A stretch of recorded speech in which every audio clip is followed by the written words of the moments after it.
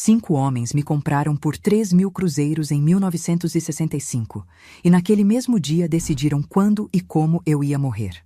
Mas hoje, com meus 75 anos de idade, estou aqui para contar uma história que muitos preferem fingir que não existe no nosso Brasil. Meu nome é Ana Francisca dos Santos, e todos aqui em Barreiras, no oeste da Bahia, me conhecem como Dona Ana do Artesanato, a senhora que transformou palha de milho e retalhos em peças que até turista leva para casa. Mas poucos sabem o caminho de espinhos que percorri para chegar até aqui. Talvez seja por isso que resolvi gravar estes vídeos, porque há certas verdades que precisam ser ditas antes que eu vá embora deste mundo. Nasci em 1948, num pequeno povoado chamado Capão da Onça, que nem existe mais nos mapas. Ficava a uns 30 quilômetros de onde hoje é a cidade de Luiz Eduardo Magalhães. Era um lugar tão pequeno que nem hospital tinha. Por isso vim ao mundo pelas mãos de uma parteira, Dona Quitéria, numa casa de taipa com chão de terra batida. Minha mãe, Celestina, não resistiu ao parto. Perdi minha mãe antes mesmo de conhecer o calor do seu abraço ou ouvir sua voz cantando para me fazer dormir. Fui criada pelo meu pai, seu Zacarias, um homem simples, mas de coração grande como o céu do sertão. Ele plantava um pouco de tudo, mandioca, milho, feijão, e criava algumas galinhas e um porco ou outro quando dava. Não tínhamos muito, mas nunca faltou comida na mesa ou amor naquela casa. Meu pai me ensinava as coisas do mundo enquanto trabalhávamos juntos. Ana, ele dizia enquanto me mostrava como plantar uma muda. A terra é generosa com quem a respeita. Você põe uma sementinha mixuruca, cuida direitinho e ela te devolve uma planta cheia de vida. Gente, é assim também. Você dá amor, recebe amor de volta. Não tinha muitos brinquedos como as crianças de hoje. Minhas bonecas eram feitas de espiga de milho, com cabelos de palha e vestidos de retalhos que meu pai conseguia com as vizinhas. Ele fazia o possível para que eu não sentisse tanto a falta de uma mãe, mas havia momentos, como quando as outras meninas tinham seus cabelos trançados ou aprendiam a costurar, que o vazio doía fundo no peito. Cresci assim, filha da terra, correndo descalça pelo cerrado, aprendendo a conhecer as plantas que curavam e as que matavam, ouvindo as histórias dos mais velhos nas noites de lua cheia, quando nos reuníamos no terreiro da igreja para prosear e passar o tempo. Foi uma infância simples, mas feliz à sua maneira. Meu pai, mesmo sendo o homem rude do campo, tinha uma doçura especial comigo. Acho que ele via minha mãe em meus olhos, como muitos diziam. As coisas começaram a mudar quando eu tinha 15 anos. Meu pai, que já passava dos 50, conheceu Carmosina numa feira em Barreiras. Ela era uns 20 anos mais nova que ele, viúva também, com um jeito de falar manso e um sorriso que escondia bem o que havia por trás. Diferente das mulheres do povoado, usava batom vermelho, tinha as unhas pintadas e cheirava a perfume de loja. Dizia que era de Salvador e que tinha vindo para o interior buscar uma vida mais tranquila. Meu coração apertou na primeira vez que a vi. Não era ciúme, como meu pai pensou. Era um pressentimento, daqueles que sobem pela espinha e fazem a nuca gelar mesmo num dia de calor. Mas quem era eu para dizer algo? Meu pai merecia companhia, alguém para cuidar dele na velhice, e ela parecia tão interessada em suas histórias, tão atenciosa. 6 meses depois do primeiro encontro, Carmosina já estava morando conosco, e eles tinham se casado numa cerimônia simples na igrejinha do povoado. No começo, ela se esforçava para me agradar, fazia meus pratos preferidos, me trouxe um vestido novo de presente, até me ensinou a passar batom, para ficar bonita para os rapazes. Mas seus olhos nunca sorriam quando sua boca sorria para mim. E quando meu pai não estava por perto, ela simplesmente me ignorava, como se eu fosse invisível. Devo dizer que tentei, meus queridos. Juro que tentei abrir meu coração para aquela mulher. Ajudava nas tarefas de casa sem reclamar, elogiava sua comida, ouvia com atenção suas histórias sobre a vida na capital. Mas havia um muro entre nós, construído com tijolos de desconfiança que nenhuma de nós sabia como derrubar. Meu pai, coitado, não percebia nada. Ou talvez não quisesse perceber. Ele estava enfeitiçado por aquela mulher, como se tivesse bebido uma das garrafadas que as benzedeiras preparavam para amarrar o coração dos homens indecisos. Quando eu tentava falar algo, ele apenas sorria e dizia: "É ciúme de filha, Ana, logo passa. Você vai ver como a Carmosina é uma bênção que caiu do céu para nós." Bendita a ignorância a dele. Se pudesse voltar no tempo, teria gritado, implorado, feito qualquer coisa para abrir seus olhos. Mas o destino já estava traçando seus caminhos tortos, e nós, como formigas cegas, só seguíamos a trilha de açúcar que nos levaria direto para a armadilha. Foi em janeiro de 1965, no auge do verão, que meu mundo desabou de vez. Meu pai tinha ido à cidade vender nossa pequena safra de feijão. Voltou já noitinha, com febre alta e uma dor no peito que o fazia se curvar como um velho. Carmosina preparou um chá de erva cidreira e o colocou na cama. "Amanhã você melhora", ela disse com uma certeza que só entendi muito depois. Mas ele não melhorou.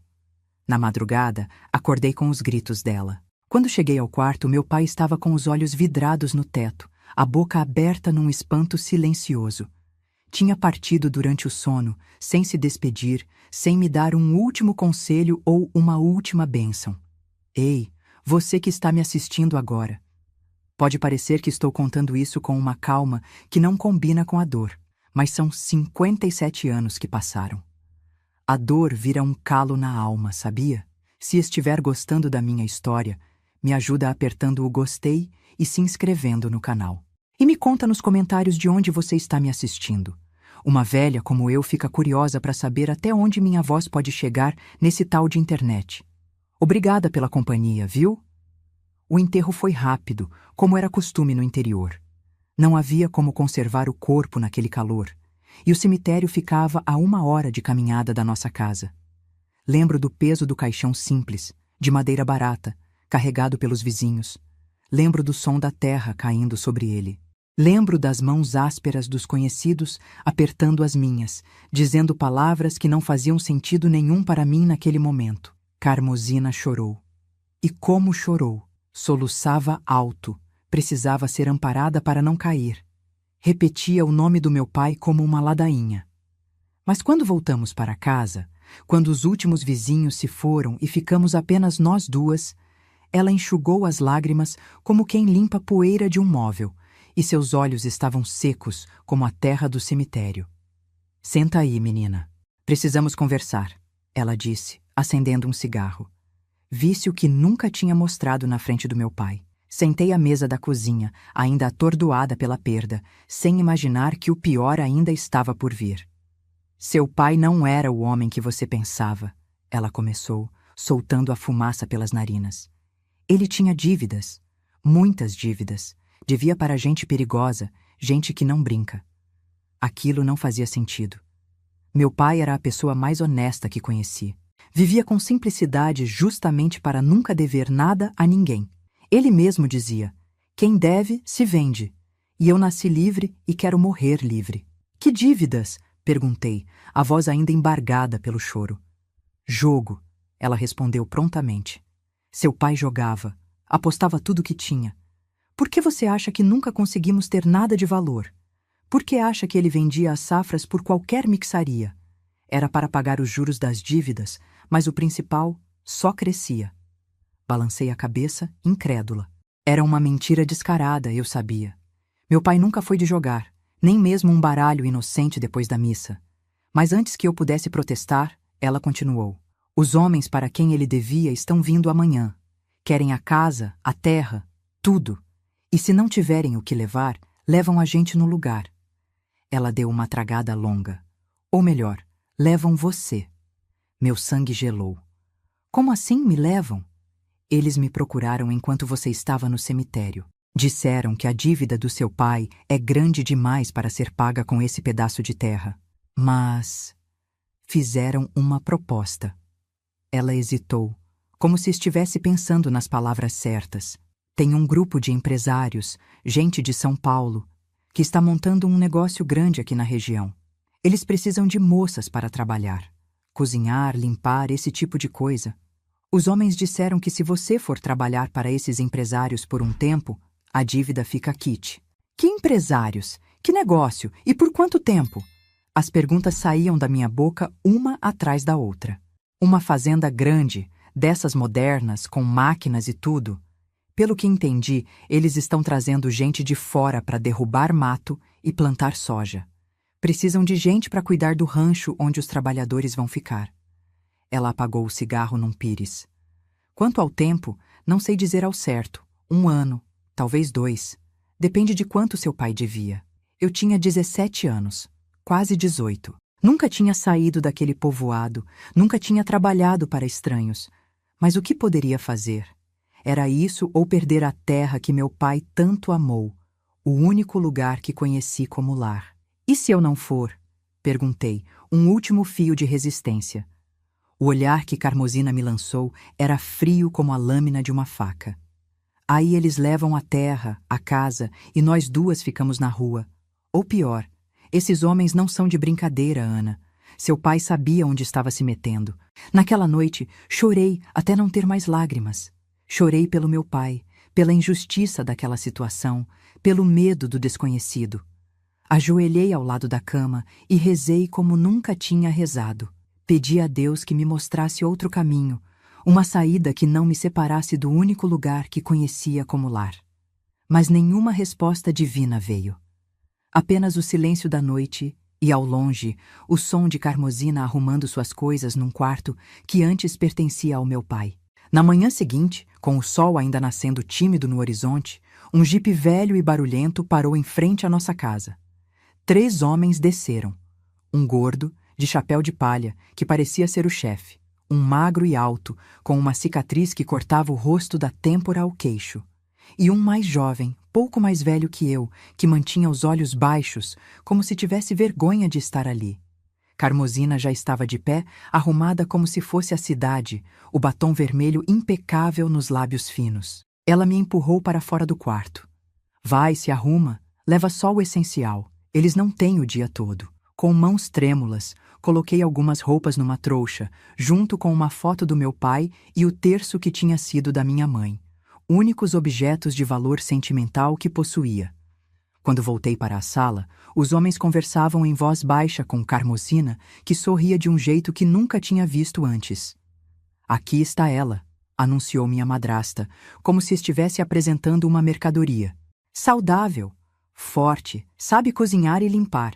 Vai servir bem aos propósitos dos seus patrões. O homem gordo me olhou de cima a baixo, como se estivesse avaliando uma cabeça de gado. Sim. Parece adequada. Os documentos estão prontos? Carmosina entregou a ele um envelope pardo. Tudo conforme combinado. Foi nesse momento que um calafrio percorreu minha espinha. Que documentos seriam aqueles? O que estava realmente acontecendo ali? Posso me despedir da minha madrasta? Perguntei, a voz quase um sussurro. O homem gordo deu de ombros. Seja rápida, temos um longo caminho pela frente. Aproximei-me de Carmosina, que sorriu. Aquele sorriso falso que nunca alcançava os olhos. Obrigada por me criar, falei, as palavras saindo mecânicas. Não era o que queria dizer, mas o que podia dizer diante daqueles homens. Ela me abraçou, um abraço frio e calculado. E então, sussurrou no meu ouvido palavras que congelaram meu sangue. Adeus, enteada. Não se preocupe com a volta. Ninguém espera que você volte. Antes que pudesse reagir, fui levada para o jipe. O homem da cicatriz me empurrou para o banco de trás, ao lado do rapaz mais jovem, que continuava evitando meu olhar. O motor roncou, e começamos a nos afastar da única casa que conheci na vida. Pela janela, vi Carmosina acenando, aquele sorriso falso ainda nos lábios. E então, quando achou que já estávamos longe demais para ver, ela fez algo que confirmou meus piores temores. Tirou do bolso um maço grosso de dinheiro e começou a contá-lo, ali mesmo, na frente da casa, onde meu pai havia morrido há menos de 1 semana. Foi a última vez que vi aquela mulher. E foi quando entendi que não havia dívida nenhuma, que meu pai provavelmente nunca jogou na vida, que eu não estava indo trabalhar para pagar dívida alguma. Eu tinha sido vendida. O jipe seguiu por estradas de terra que nunca tinha visto, levantando poeira vermelha que entrava pelas janelas abertas e grudava na pele suada. Ninguém falava. O homem gordo dirigia concentrado, ocasionalmente limpando o suor da testa com um lenço encardido. O da cicatriz fumava um cigarro atrás do outro, olhando pela janela como se estivesse entediado. O rapaz, ao meu lado, mantinha as mãos entre os joelhos, os olhos fixos nos próprios pés. Depois de horas de viagem, quando o sol já estava alto no céu, perguntei timidamente: "Para onde estamos indo? Que tipo de trabalho vou fazer?" O homem da cicatriz se virou, um sorriso maldoso nos lábios finos. "Calada. Você fala quando mandarem falar." O medo que já estava instalado em meu peito cresceu, espalhando-se como veneno pelas veias. Algo estava muito errado mesmo. Viajamos o dia inteiro, parando apenas uma vez para os homens comerem numa venda à beira da estrada. A mim, deram apenas um pedaço de pão duro e um copo d'água. Quando a noite caiu, já estávamos longe de qualquer lugar que eu pudesse reconhecer. As estrelas pareciam diferentes. O ar tinha outro cheiro, até os sons dos animais noturnos soavam estranhos aos meus ouvidos. Finalmente, depois do que pareceu uma eternidade, o jipe entrou por uma estrada ainda mais precária, que cortava um pasto extenso. Ao longe, vi luzes, uma construção grande, que mais tarde descobri ser uma antiga sede de fazenda, dessas antigas, de tempos em que o gado reinava absoluto naquelas terras. Quando o veículo parou, minhas pernas estavam dormentes da viagem e minha boca, seca de sede e medo.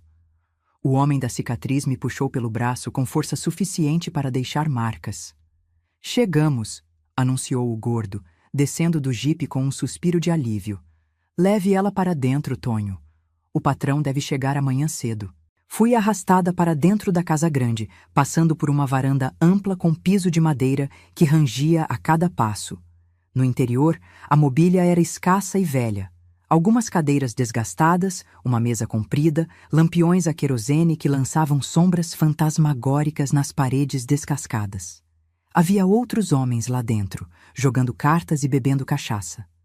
Quando entramos, todos pararam para me observar, com olhares que me fizeram querer me encolher até desaparecer. "É essa a mercadoria nova?" perguntou um deles, um homem calvo com barriga proeminente. "Essa mesma", respondeu o homem da cicatriz. Tonho, como o tinham chamado. "A madrasta vendeu barato, 3.000 cruzeiros. 3.000 cruzeiros. Era esse o preço da minha vida.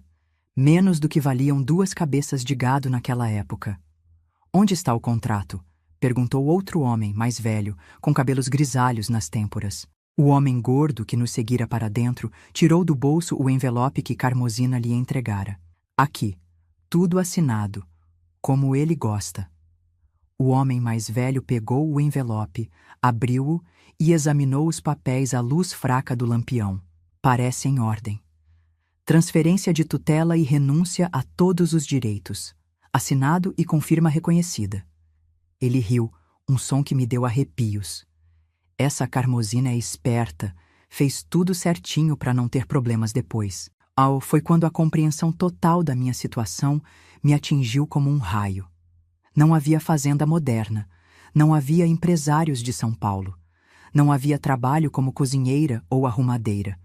Havia apenas estes homens, esta casa isolada e um contrato que me transformava em propriedade deles. O que vocês vão fazer comigo?" consegui perguntar, a voz quase sumindo de terror.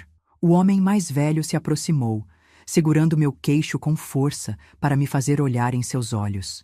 "Vou ser bem claro, menina, já que você vai ficar conosco por um bom tempo, até cansar ou morrer, o que vier primeiro. Você agora é nossa. Sua madrasta vendeu você, com documentos e tudo, como se vende uma égua ou uma vaca. E vamos usar você da maneira que quisermos, quantas vezes quisermos, com quem quisermos." Minhas pernas fraquejaram. Teria caído se Tonho não estivesse me segurando pelo braço. "Leve ela para o quarto dos fundos", ordenou o homem mais velho. "Amanhã, quando o patrão chegar, começamos os trabalhos de verdade." Fui arrastada por um corredor escuro até um quarto pequeno e abafado, com apenas um colchão fino no chão e um balde num canto. A porta foi trancada pelo lado de fora e me vi sozinha na escuridão, com apenas uma fresta de luz da lua entrando por uma janela alta e gradeada. Caí de joelhos, as lágrimas finalmente vindo em uma torrente incontrolável. Chorei pelo meu pai, por mim, pelo destino cruel que me aguardava. Rezei, implorei, barganhei com todos os santos que conhecia. Mas naquela noite, nenhuma ajuda divina veio. Apenas o silêncio e a escuridão, e a certeza terrível de que, como o homem grisalho tinha dito, eu ficaria ali, até cansar ou morrer.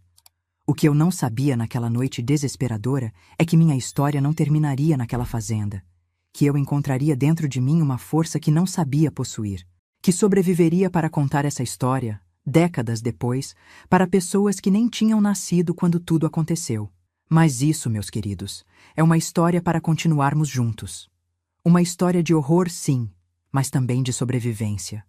De como uma menina do sertão, vendida como mercadoria, conseguiu renascer das próprias cinzas. Passei aquela primeira noite em claro, os olhos ardendo de tanto chorar, o corpo dolorido da viagem e a alma partida em 1000 pedaços. Cada ruído me sobressaltava, o vento nas telhas velhas, o rangido da madeira antiga, o coachar dos sapos no brejo próximo. Tudo parecia ameaçador, tudo anunciava que o pior ainda estava por vir. Com o primeiro raio de sol entrando pela janelinha gradeada, ouvi movimento na casa, vozes masculinas, pratos batendo, o cheiro de café forte invadindo até aquele quartinho dos fundos. Encolhi-me no canto mais distante da porta, abraçando os joelhos, como se pudesse me fazer pequena o suficiente para desaparecer. Não demorou muito, e a chave girou na fechadura.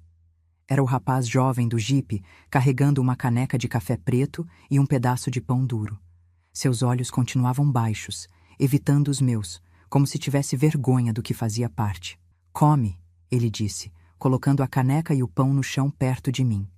"O patrão já está chegando." Se estava com tanta sede que bebi o café num gole só, mesmo queimando a língua. O pão estava duro, mas meu estômago doía de fome. "Por favor", sussurrei, segurando a barra da camisa dele quando se virava para sair. "Me ajuda a fugir. Eu não pertenço aqui." Ele finalmente olhou nos meus olhos. Era jovem, talvez uns 20 e poucos anos, com um rosto que poderia ter sido bonito se não fosse a expressão constante de medo. "Ninguém foge daqui", respondeu, a voz quase tão baixa quanto a minha. "A última que tentou." Ele não terminou a frase, mas o jeito como engoliu em seco disse tudo. "Qual é o seu nome?" Perguntei, tentando estabelecer alguma conexão humana, alguma ponte que pudesse me salvar depois. "Juvenal", respondeu, e pela primeira vez notei seu sotaque. Não era da Bahia, soava mais como os mineiros que às vezes passavam por nossa vila. "Mas não adianta saber meu nome. Não posso te ajudar. Ninguém pode." Com isso, ele saiu, trancando a porta atrás de si. Fiquei ali, sentada no colchão fino, o gosto amargo do café ainda na boca, tentando entender como minha vida tinha virado de cabeça para baixo tão rápido. Há uma semana, eu estava segura em casa, com meu pai ainda vivo, meu futuro simples mas honesto pela frente. Agora, estava presa numa fazenda isolada, vendida como mercadoria, esperando um patrão que decidiria meu destino. Cerca de 2 horas depois, ou talvez mais, pois o tempo parecia se arrastar naquele quartinho sufocante, ouvi o barulho de um carro chegando, um motor potente, diferente do jipe velho que tinha me trazido. Vozes animadas, cumprimentos, risadas. O tal patrão havia chegado. Passei as mãos pelo cabelo emaranhado, tentando me arrumar por puro instinto. Como se isso importasse. Como se pudesse melhorar minha situação de alguma forma. A porta se abriu com violência, e Tonho, o homem da cicatriz, entrou puxando-me pelo braço. "Vem, o patrão quer te ver." Fui arrastada para a sala, onde na noite anterior os homens jogavam cartas. Agora, sentado numa poltrona que parecia deslocada naquele ambiente decadente, nova demais, cara demais, estava um homem de meia-idade, cabelos grisalhos bem aparados, terno de linho claro, relógio dourado no pulso. Parecia um político ou um fazendeiro rico da região, daqueles que apareciam no jornal que chegava raramente ao nosso povoado. Ao seu redor, como cães de guarda obedientes, estavam os homens da noite anterior, incluindo o gordo que dirigia o jipe e o velho de cabelos grisalhos nas têmporas. Todos pareciam ansiosos para agradar, oferecendo bebidas, cigarros, sorrindo a cada palavra daquele homem. "Então essa é a nova aquisição?" perguntou o homem de terno, me observando com olhos frios por trás dos óculos de armação dourada. Não havia luxúria em seu olhar, o que talvez fosse ainda mais assustador. Era como se estivesse avaliando um objeto, algo sem alma, sem valor além da utilidade. "Sim, doutor", respondeu o velho de cabelos grisalhos. "Da região de Barreiras, órfã, documentos em ordem, tudo conforme o combinado." O homem, doutor, eles o chamavam, se levantou e caminhou ao meu redor, me examinando como se eu fosse uma peça de gado no leilão. "Idade?" 17, quase 18, respondeu o homem gordo prontamente. "Saúde?" "Perfeita pelo que pudemos ver. Cresceu na roça. É forte." "Experiência anterior?" Houve um momento de silêncio constrangido. "Nenhuma que saibamos, doutor", respondeu finalmente o velho de cabelos grisalhos. "A madrasta não mencionou nada." "Oh!" O doutor sorriu, um sorriso que não alcançava seus olhos. "Melhor assim. Gosto de material bruto, sem vícios ou manias anteriores." Ele parou na minha frente, erguendo meu queixo com um dedo para forçar-me a encará-lo. "Como se chama, menina?" Engoli em seco, sentindo o gosto do medo na boca. "Ana", respondi, a voz quase sumindo.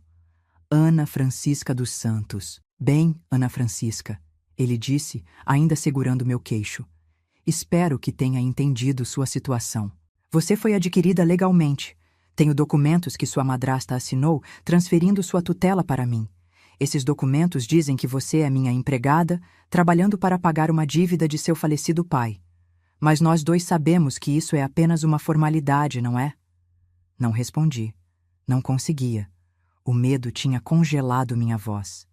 "A verdade", ele continuou, "é que você foi comprada. Paguei bom dinheiro por você. E como qualquer propriedade, você tem um propósito específico." Ele finalmente soltou meu queixo, voltando para sua poltrona. "Você vai servir aos homens que trabalham para mim, de todas as formas que eles desejarem. Por quanto tempo eu decidir que você deve servir." Um calafrio percorreu minha espinha. Mesmo na minha ingenuidade de menina do interior, eu sabia o que aquilo significava. "E se eu me recusar?" perguntei, encontrando um fio de coragem no fundo da alma. O doutor sorriu novamente. Aquele sorriso frio, calculado. "Experimente", ele respondeu simplesmente. Então, como se estivesse discutindo o tempo ou a colheita, virou-se para os outros homens. "Podem começar. Quero ver se o investimento valeu a pena." O que aconteceu em seguida, meus queridos ouvintes, é algo que ainda me custa contar, mesmo depois de tantas décadas. Como narrar o inenarrável? Como colocar em palavras a destruição de uma alma? Tentarei ser direta sem ser crua, honesta sem ser explícita. Há certas dores que, mesmo compartilhadas, continuam sendo só nossas. Fui levada para um quarto diferente, maior que o anterior, com uma cama de verdade. Privilégio que logo entendi não ser para meu conforto, mas para facilitar o que viria a seguir. Tonho, o homem da cicatriz, foi o primeiro. Depois o gordo. Depois outros que nem conhecia, homens que foram chegando ao longo do dia, peões de outras fazendas da região, capangas, motoristas, todos sabendo que havia carne fresca, como diziam, rindo entre si. Resisti no início, lutei, arranhei, mordi, gritei até minha voz sumir. Mas eram muitos, eram fortes, e a cada resistência a violência aumentava. Logo aprendi que era melhor desligar a mente, enviar meus pensamentos para longe, para os dias felizes com meu pai, para as histórias que os velhos contavam nas noites de lua, para as rezas que aprendi na infância. O doutor observou tudo na primeira vez, sentado numa cadeira no canto do quarto, bebendo uísque calmamente, como se estivesse assistindo a um espetáculo qualquer. Não participou, nunca participou, descobri depois. Seu prazer vinha de outro lugar, de um controle absoluto, de ver o sofrimento sem precisar sujar as próprias mãos. Quando finalmente fui deixada sozinha, já era noite alta. Meu corpo estava quebrado, marcado, dolorido de formas que nunca imaginei possíveis. Encolhi-me num canto da cama, tremendo não de frio, mas de um medo tão profundo que parecia ter se entranhado nos meus ossos. Foi quando ouvi a porta abrir novamente. Era Juvenal, o rapaz de olhos baixos. Trouxe água, um pedaço de pano úmido e uma garrafada de ervas. Para limpar os machucados, ele disse, evitando olhar diretamente para mim. E a garrafada ajuda com a dor.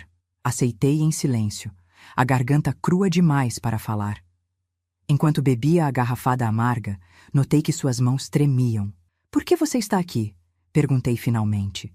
Minha voz um sussurro rouco. Você não parece como eles. Ele deu de ombros, um movimento cansado. Dívida. Como todos que estão presos aqui de um jeito ou de outro. Fez uma pausa, olhando pela primeira vez diretamente nos meus olhos. Eu era vaqueiro numa fazenda que o doutor comprou. Tinha um acerto com o antigo dono que me pagaria no fim da estação. Quando o doutor assumiu, disse que a dívida era dele agora, que eu trabalharia para ele até pagar. Isso foi há 3 anos. E você faz parte disso? Perguntei, cada palavra doendo na garganta machucada.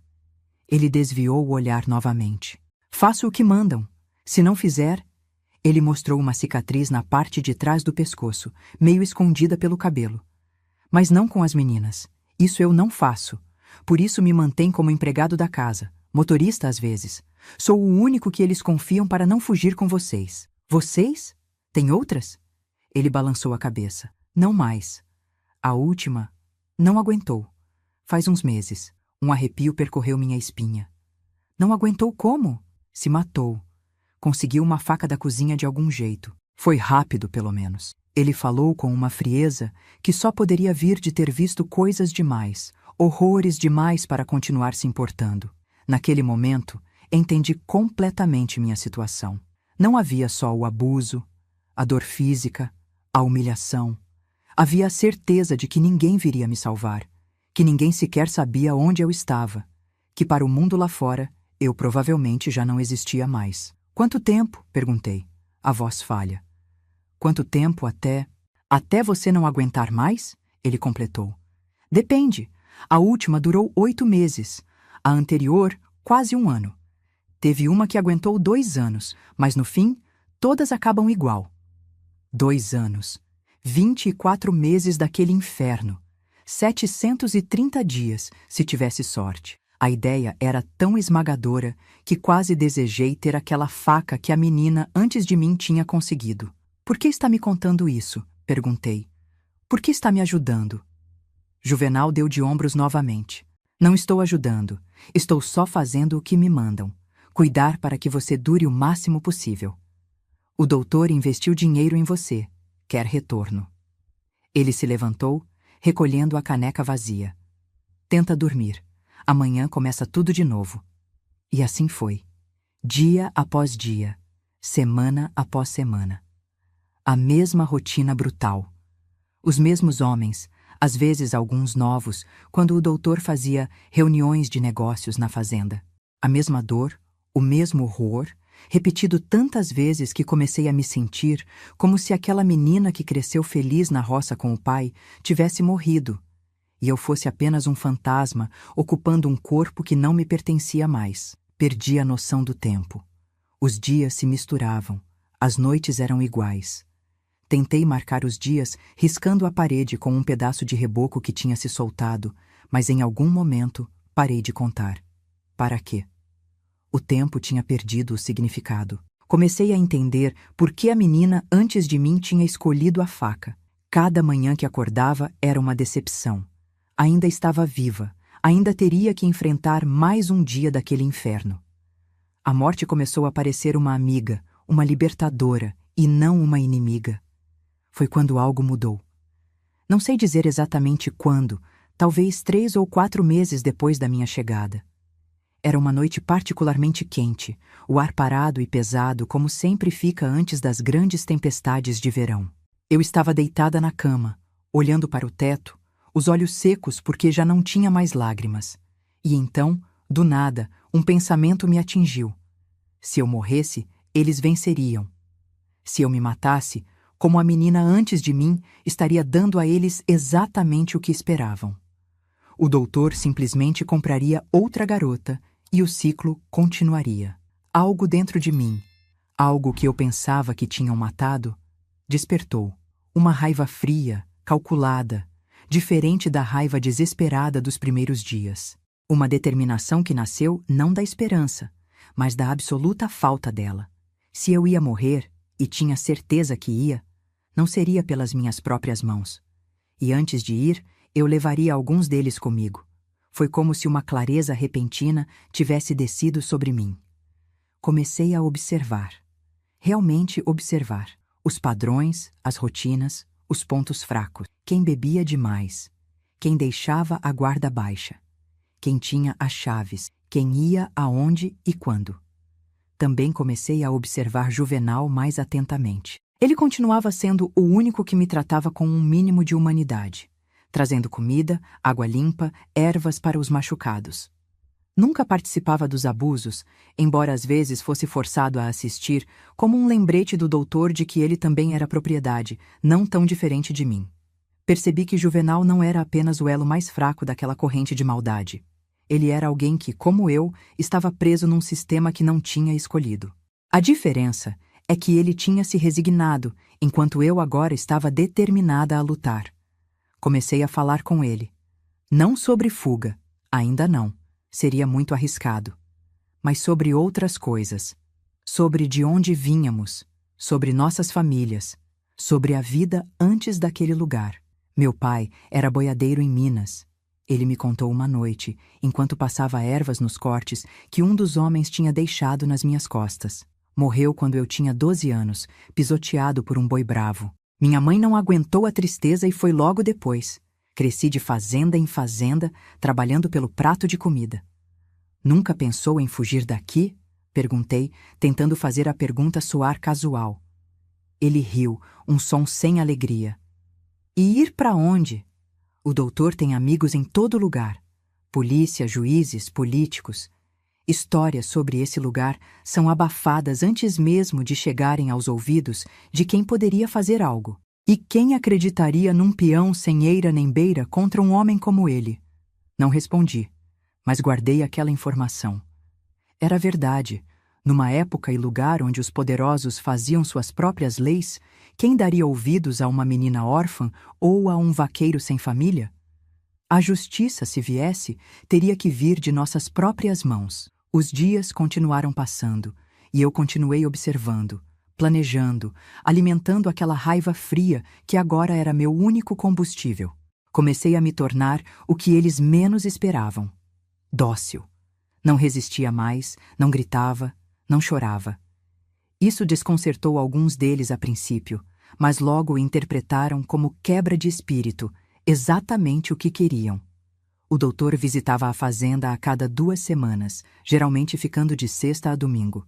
Sempre trazia convidados, homens como ele, ricos, poderosos, com a mesma fome insaciável por controle e crueldade. Em uma dessas visitas, cerca de 6 meses após minha chegada, ouvi algo que mudou tudo.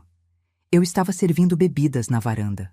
Uma promoção que tinha recebido por meu comportamento submisso. O doutor conversava com um homem que nunca tinha visto antes, um político da capital, pelo que entendi. "E quanto tempo você mantém elas?" perguntou o homem, tomando um gole de uísque. "Depende", respondeu o doutor, acendendo um charuto. "Quando começam a perder o viço, a graça da novidade, ou quando ficam doentes demais para serem úteis. Em geral, 1 ano e meio. E depois", o doutor deu de ombros. "Tem um lugar no rio, uma curva onde a correnteza é forte. O corpo desce até o São Francisco e de lá para o mar. Até hoje, nenhuma apareceu." O homem assentiu, como se estivessem discutindo o destino de móveis velhos, não de seres humanos. "E a atual? Essa que está nos servindo?" "Ah, essa tem sido surpreendente." O doutor sorriu, soprando a fumaça do charuto. "Pensei que não duraria 3 meses quando chegou.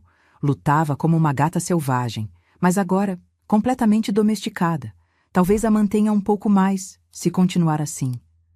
Mantive o rosto sem expressão, servindo mais uma dose para os homens. Mas por dentro, meu coração batia disparado. Agora eu sabia. Não importava quão submissa fosse, quão domesticada parecesse.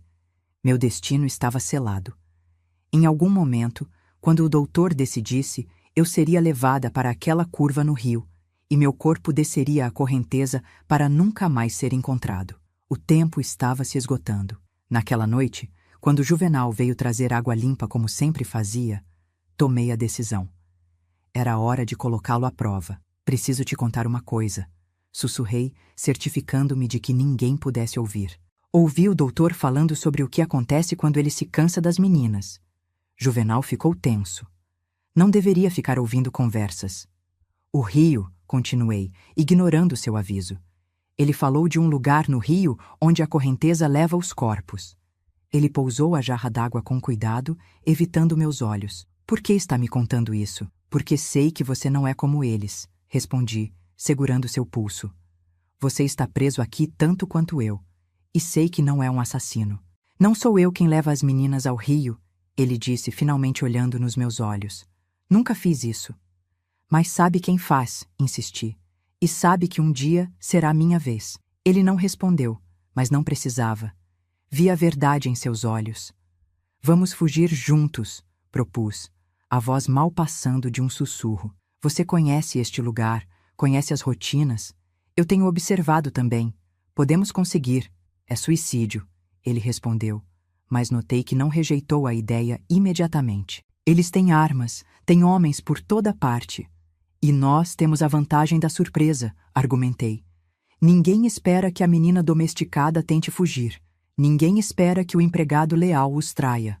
Vi o conflito em seus olhos, o medo arraigado por anos de abuso e controle lutando contra uma centelha de esperança que ele provavelmente pensava ter perdido há muito tempo. Vou pensar, disse finalmente, soltando-se do meu aperto. Mas não prometo nada. E não fale mais nisso por enquanto. Paredes têm ouvidos neste lugar. Foi o suficiente. Uma pequena vitória, uma rachadura na parede aparentemente impenetrável do meu cativeiro. Naquela noite, dormi melhor do que tinha dormido em meses. Nos dias seguintes, mantive minha fachada de docilidade, enquanto internamente fervilhava de planos e possibilidades. Observava tudo com ainda mais atenção, os turnos dos homens que vigiavam a fazenda, onde guardavam as chaves dos veículos, quem dormia pesado depois de beber, quem era mais descuidado com a arma. Juvenal manteve distância, mais cauteloso do que nunca, mas eu via nos olhares rápidos que trocávamos que ele estava considerando seriamente minha proposta. A semente tinha sido plantada.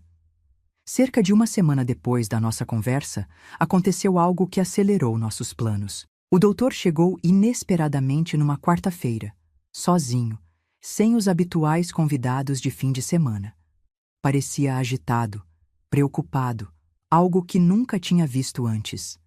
Enquanto servia café na sala, ouvi parte de sua conversa com Tonho, o homem da cicatriz que parecia ser seu braço direito. Precisamos limpar tudo, o doutor dizia, a voz baixa mas tensa. Estão investigando o desaparecimento daquela menina de Correntina. Achei que tínhamos acertado isso com a família, respondeu Tonho. O pai recebeu o dinheiro, não? Recebeu, mas parece que a mãe não se conformou. Foi à Polícia Federal, fez denúncia, tem um delegado novo, não é dos nossos, está cavando fundo. E a mercadoria atual? Perguntou Tonho, referindo-se a mim como se eu não estivesse a poucos metros deles. Já faz o quê? 6, 7 meses? O doutor me olhou, e pela primeira vez vi algo diferente em seus olhos. Não desejo ou prazer com meu sofrimento, mas cálculo frio. Está ficando arriscado manter por muito tempo. Se esse delegado começar a conectar os pontos... Ele fez um gesto com a mão, cortando o ar. Limpe tudo até o fim da semana. Ela, inclusive. Meu sangue gelou. Fim da semana. 2, 3 dias no máximo. Era o tempo que eu tinha antes de ser levada para aquela curva no rio. Naquela noite, quando todos já tinham se recolhido e a casa estava silenciosa, exceto pelos roncos de algum bêbado numa das salas, a porta do meu quarto se abriu silenciosamente. Era Juvenal, o rosto uma máscara de determinação e medo. Vamos fazer isso, Ele sussurrou. Amanhã à noite. Não temos muito tempo. Ouvi, confirmei. Vão me levar para o Rio até o fim da semana. Ele assentiu, tenso. O doutor vai embora amanhã cedo. Vai deixar apenas 4 homens aqui. Tonho, o gordo e 2 vigias. A noite de quinta é quando eles sempre bebem mais, jogando cartas até tarde. É nossa melhor chance. Como faremos? Perguntei, o coração acelerado com uma mistura de medo e esperança. Tenho acesso às chaves do jipe velho, explicou Juvenal. Fica estacionado atrás do galpão, onde não dá para ouvir o motor da casa. Se conseguirmos chegar até lá sem sermos vistos, podemos ter algumas horas de vantagem antes que percebam. Era um plano simples, cheio de pontos fracos, mas era tudo o que tínhamos. Passamos a próxima hora refinando detalhes. A rota de fuga do quarto até o galpão, o que levaríamos praticamente nada para não levantar suspeitas. Para onde iríamos? Uma cidade grande, talvez Salvador, onde seria mais fácil se perder na multidão. Se nos pegarem, comecei, a voz falhando ao pensar nas consequências. Se nos pegarem, estamos mortos. Juvenal completou, a franqueza brutal em sua voz. Mas se ficarmos, você está morta de qualquer jeito. E eu? Ele respirou fundo. Não posso mais viver assim. Não posso ser cúmplice de mais uma morte.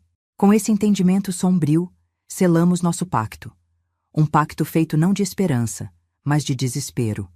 Não de otimismo, mas de determinação fria. Nas 24 horas seguintes, mantive a mesma rotina, o mesmo comportamento submisso, enquanto por dentro contava cada minuto, cada segundo. O doutor partiu na manhã seguinte, como Juvenal tinha previsto, deixando instruções para Tonho que não pude ouvir, mas cujo significado eu conhecia bem demais. O dia se arrastou numa agonia de espera. Servi comida aos homens, limpei a casa, suportei os abusos habituais, tudo enquanto um relógio invisível tic-taqueava em minha cabeça. Quando finalmente a noite caiu e a partida de cartas começou na sala, acompanhada por garrafas de cachaça barata, senti que estava prestes a explodir de tensão. Juvenal apareceu no meu quarto por volta das 11, quando os homens já estavam bem embriagados, rindo alto e discutindo apostas. Está na hora, ele sussurrou. Consegui pegar isso. Mostrou um pequeno canivete, provavelmente roubado da cozinha. Não é muito, mas é melhor que nada. Assenti, pegando o canivete com mãos trêmulas. Não disse que já tinha meu próprio plano para conseguir uma arma melhor, se necessário. Saímos do quarto silenciosamente, andando encostados à parede do corredor escuro. Da sala vinham vozes alteradas, risadas, o barulho de garrafas batendo na mesa. Um dos homens cantava uma moda de viola desafinada. O plano era atravessar a cozinha e sair pela porta dos fundos, contornando a casa até chegar ao galpão onde ficava o jipe. Estávamos quase alcançando a porta da cozinha quando o impensável aconteceu. Um dos cães de guarda começou a latir furiosamente no quintal. No mesmo instante, ouvimos uma cadeira sendo arrastada na sala e a voz de Tonho. Que diabos esse cachorro está latindo? Vai ver, gordo. Trocamos olhares de pânico. Não havia tempo para voltar ao quarto sem sermos vistos. A única opção era seguir em frente, rápido, antes que o gordo chegasse à cozinha. Corremos pela cozinha, Juvenal na frente, eu logo atrás. Ele abriu a porta dos fundos o mais silenciosamente que pôde, e saímos para a noite. Uma noite sem lua, graças a Deus, o que nos dava alguma cobertura. Mal tínhamos dado 10 passos quando ouvimos a porta da cozinha abrir novamente. Eles estão fugindo! Berrou o gordo, sua voz cortando o silêncio da noite como uma faca. Corre! Gritou Juvenal, agarrando minha mão e puxando-me em direção ao galpão. Corremos como nunca tinha corrido na vida, o medo dando asas aos nossos pés. Atrás de nós, ouvíamos vozes, latidos, o som de armas sendo engatilhadas.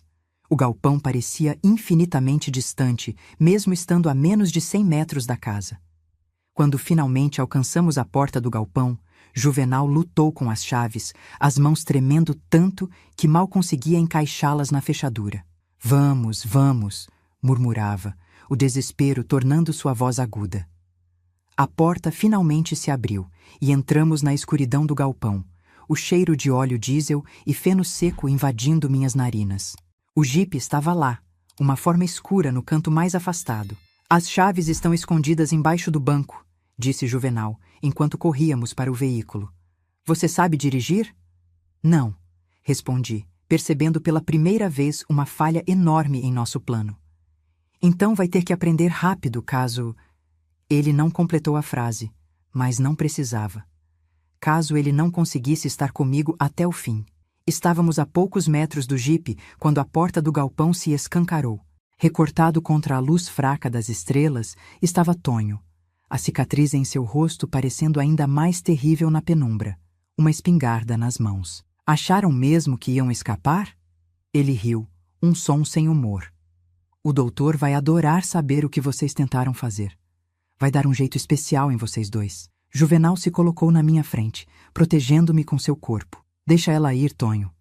Ele pediu, a voz trêmula, mas decidida. A culpa é minha. Eu a forcei a vir comigo. Tonho riu novamente. Que comovente. O covarde encontrou coragem. Tarde demais, moleque. Ele levantou a espingarda, apontando diretamente para o peito de Juvenal. O doutor disse para limpar tudo, vocês dois incluídos. Foi quando algo dentro de mim estalou.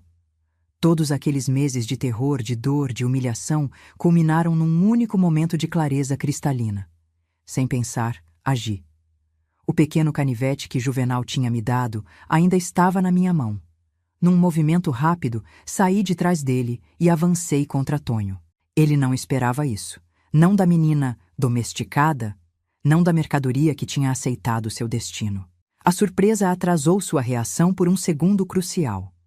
O canivete era pequeno, mas afiado, e encontrou seu alvo. O pescoço de Tonho, logo abaixo da orelha, onde a pele é mais fina. Não foi um golpe limpo ou profissional.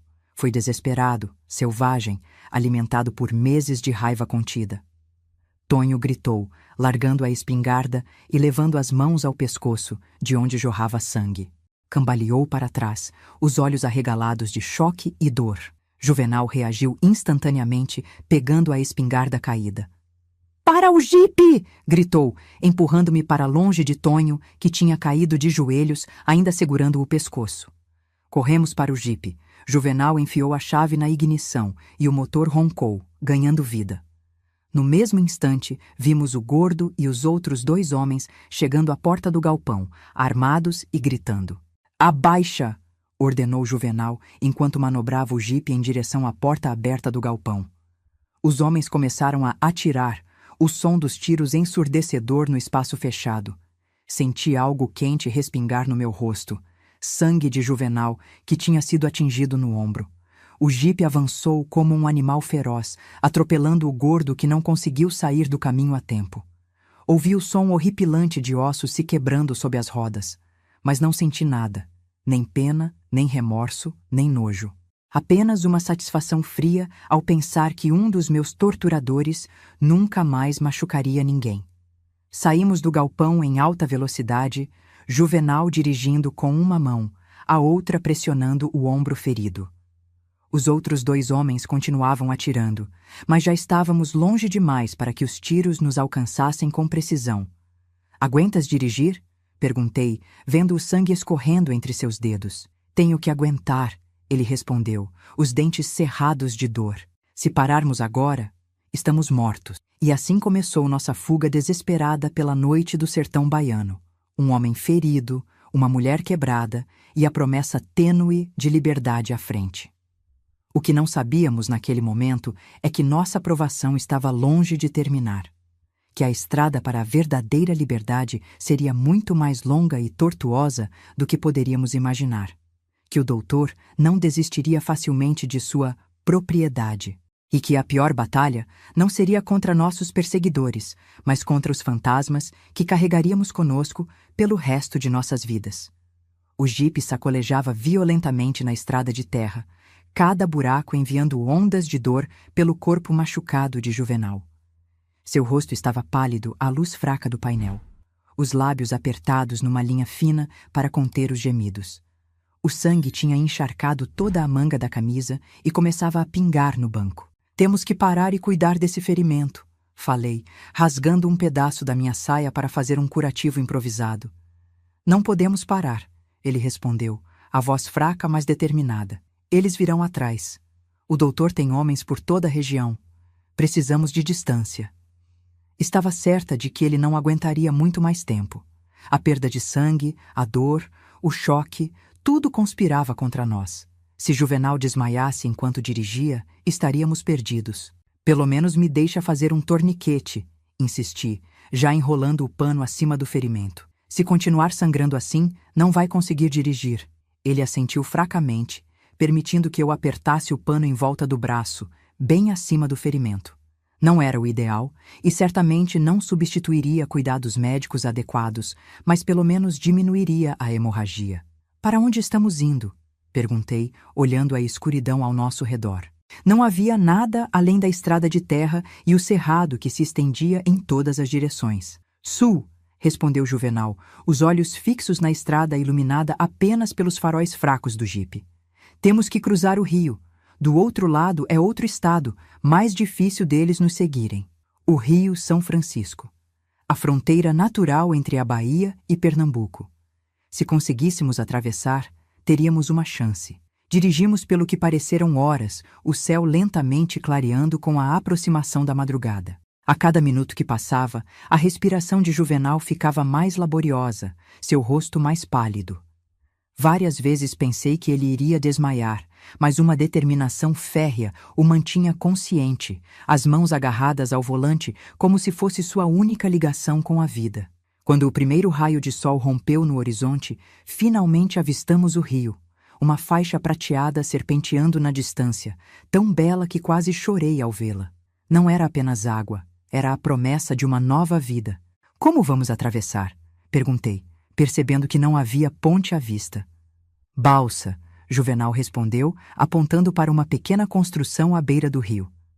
Tem um velho que faz a travessia. Meu tio usava quando levava gado para vender em Petrolina. Aproximamo-nos lentamente, a tensão crescendo a cada metro. A balsa era nossa salvação, mas também um ponto de estrangulamento.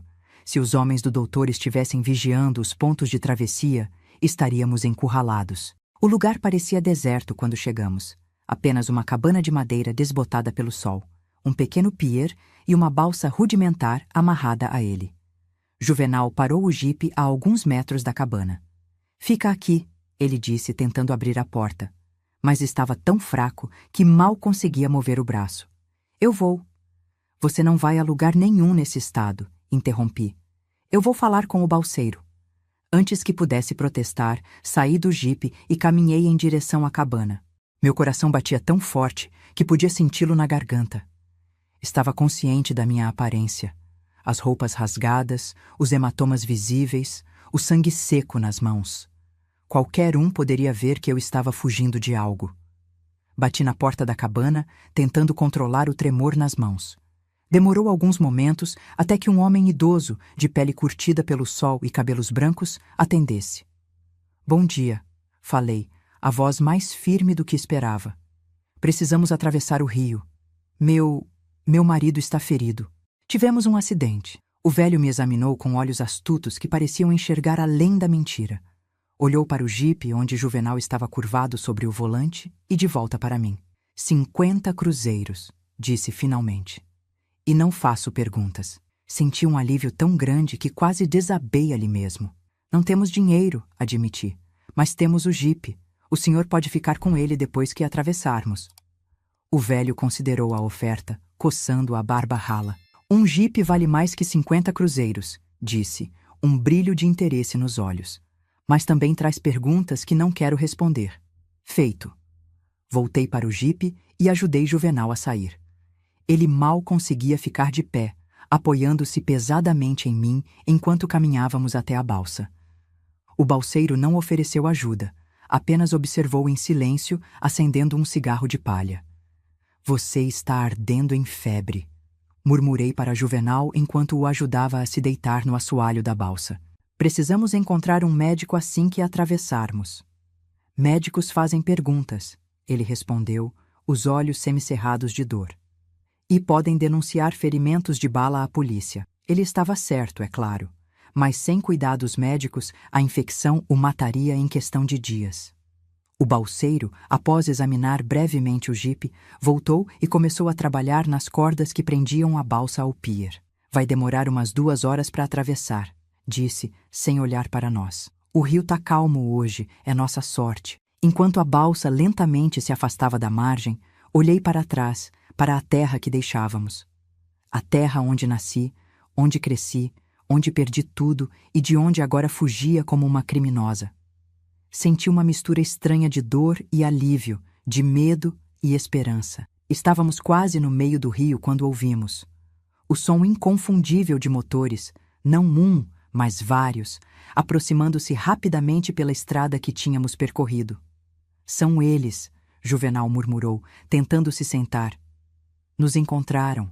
O balseiro olhou para a margem que se distanciava, onde 3 veículos levantando poeira se aproximavam rapidamente. Amigos seus? Se fossem amigos, não estaríamos fugindo, respondi, o medo voltando com força total.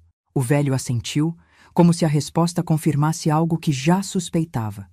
Sem dizer uma palavra, começou a remar com mais força, a determinação dando nova energia aos seus braços idosos. Os veículos pararam na margem.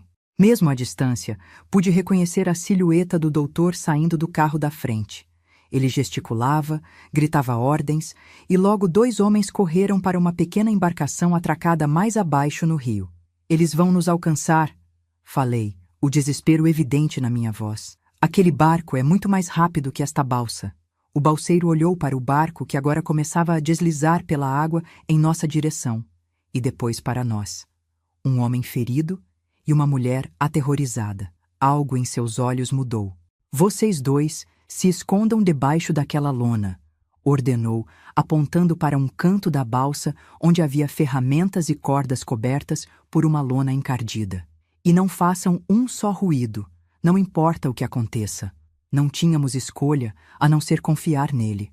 Ajudei Juvenal a se arrastar para debaixo da lona, acomodando-o da melhor forma possível para não piorar o ferimento, e me deitei ao seu lado. O cheiro de mofo e óleo era sufocante, e o calor sob a lona era quase insuportável, mas nada disso importava. Nossa vida dependia de ficarmos completamente imóveis e em silêncio. Através de uma pequena fresta na lona, vi o barco se aproximando rapidamente. Dentro de minutos, estava ao lado da balsa. 2 homens armados, um deles reconheci como um dos capangas que tinham ficado na fazenda, olhavam para o balseiro com expressões ameaçadoras. Viu um homem e uma mulher passarem por aqui? Ele ferido, ela jovem? Perguntou um deles, a arma casualmente apontada para o velho. O balseiro continuou remando, como se a pergunta não merecesse interromper seu trabalho. Muita gente atravessa minha balsa, respondeu finalmente. Não presto atenção em quem vai e quem vem. Estamos falando de hoje, velho. Nas últimas horas. O balseiro parou de remar, apoiando-se no remo enquanto encarava os homens. O único que passou hoje foi um mascate, bem cedinho, sozinho. Disse que ia vender quinquilharias em Petrolina. Os homens trocaram olhares. Tem certeza? Porque se estiver mentindo... Estou velho demais para mentir, respondeu o balseiro, voltando a remar. E velho demais para ter medo de capangas como vocês. Houve um momento tenso, onde pensei que os homens atirariam no velho ali mesmo. Senti Juvenal ficando tenso ao meu lado, sua mão procurando a minha sob a lona. Finalmente, um dos homens cuspiu na água. Vamos. Eles devem ter pegado outro caminho. O barco se afastou, retornando rapidamente para a margem onde o doutor esperava. Ficamos imóveis sob a lona por mais alguns minutos, até que o balseiro falou. Podem sair. Eles já foram. Saímos do esconderijo, o alívio momentâneo logo substituído pela preocupação com Juvenal, que agora estava ardendo em febre, o rosto brilhando de suor. Por que nos ajudou? Perguntei ao balseiro, enquanto molhava um pedaço de pano no rio para colocar na testa de Juvenal. O velho continuou remando, os olhos fixos na margem distante. Reconheço o trabalho do doutor quando vejo, disse finalmente. Não é a primeira vez que ajudo alguém a escapar dele. Senti um arrepio ao perceber o que aquilo significava. Não éramos os primeiros a tentar fugir. Provavelmente não seríamos os últimos. As outras conseguiram? Perguntei, temendo a resposta. O balseiro deu de ombros. Algumas sim, outras... Ele não completou a frase, mas não precisava. O destino das que não conseguiram era fácil de imaginar. O resto da travessia foi feito em silêncio, cada um perdido em seus próprios pensamentos. Quando finalmente chegamos à outra margem, o sol já estava alto no céu. Há um povoado a uns 5 quilômetros naquela direção, disse o balseiro, apontando para uma trilha que se afastava do rio. Tem uma mulher lá, Dona Zefa, que cuida de gente ferida. Não faz perguntas. Agradeci ao velho com lágrimas nos olhos, percebendo que ele tinha acabado de arriscar a própria vida por 2 estranhos. O doutor vai saber que você mentiu, falei, preocupada. Não é seguro você voltar. Ele sorriu, um sorriso triste de quem já viu demais na vida. O rio é grande, menina, e eu conheço cada curva dele melhor que qualquer capanga daquele homem. Não se preocupe comigo. Ele nos ajudou a desembarcar e observou enquanto nos afastávamos pela trilha, eu praticamente carregando Juvenal, que mal conseguia manter-se consciente. Antes que estivéssemos fora de alcance da voz, o velho chamou. Menina, nunca volte para a Bahia, ele nunca vai parar de procurar. Assenti, sabendo que aquele conselho valia ouro. A Bahia, minha terra natal, estava agora fechada para mim para sempre. A caminhada até o povoado foi um teste de resistência. Juvenal ficava mais fraco a cada passo, e eu não estava em muito melhor estado. Exausta, faminta, o corpo ainda dolorido dos meses de abuso. Mas o medo nos dava forças. O medo e a determinação de não morrer tão perto da liberdade. Quando finalmente avistamos as primeiras casas do povoado, um aglomerado de construções simples de adobe e palha, quase desabei de alívio. Algumas crianças brincavam na rua de terra e uma mulher estendia roupas num varal improvisado. Por favor, chamei, minha voz quase sumida de exaustão. Onde encontramos Dona Zefa? A mulher nos olhou com uma mistura de curiosidade e cautela, seus olhos demorando-se no estado deplorável em que estávamos, especialmente Juvenal, agora delirando de febre, a camisa empapada de sangue. No fim da rua, ela apontou, a casa com o pé de romã na frente. Arrastei-me até lá, praticamente carregando Juvenal. Quando bati na porta, minhas forças estavam no fim. Uma senhora idosa, de cabelos brancos presos num coque severo e olhos perspicazes, atendeu. Dona Zefa? Perguntei, a voz quase um sussurro. O balseiro nos mandou. Meu amigo está ferido. Ela nos examinou por um momento, seu olhar avaliando a situação com a precisão de quem já viu de tudo na vida. Ferimento de bala? Perguntou, já abrindo mais a porta. Assenti, sem forças para mentir ou elaborar. Entrem, disse simplesmente. Vou ver o que posso fazer. O interior da casa era simples, mas limpo, com o cheiro característico de ervas secas que me lembrou dolorosamente da minha própria casa, do quintal onde meu pai cultivava plantas medicinais. Dona Zefa nos conduziu a um quarto nos fundos, onde havia uma cama estreita coberta com lençóis brancos. Coloquem-no aqui, ordenou, já arregaçando as mangas. E você, menina, vá se lavar. Tem água no pote e roupas limpas naquele baú. Depois venha me ajudar. Obedeci, grata por instruções claras que não exigiam que eu pensasse. Lavei-me com a água fria do pote, removendo dias de sujeira, suor e sangue seco. As roupas que encontrei no baú, provavelmente de alguma filha ou neta de Dona Zefa, eram simples mas limpas, cheirando a sabão de cinzas. Quando voltei ao quarto, Dona Zefa já tinha cortado a camisa de Juvenal e estava examinando o ferimento. Sua expressão era grave. A bala saiu, o que é bom, disse, sem erguer os olhos do trabalho. Mas tem infecção.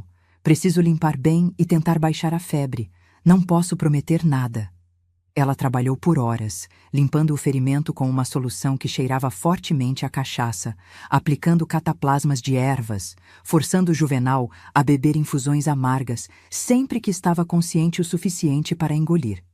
Eu a assistia, passando-lhe os instrumentos, segurando Juvenal quando ele se debatia de dor ou delírio, aprendendo silenciosamente técnicas que um dia salvariam outras vidas. No final do dia, quando finalmente Dona Zefa se declarou satisfeita com o curativo e Juvenal dormia, exausto mas com a respiração mais regular, ela me convidou para a cozinha.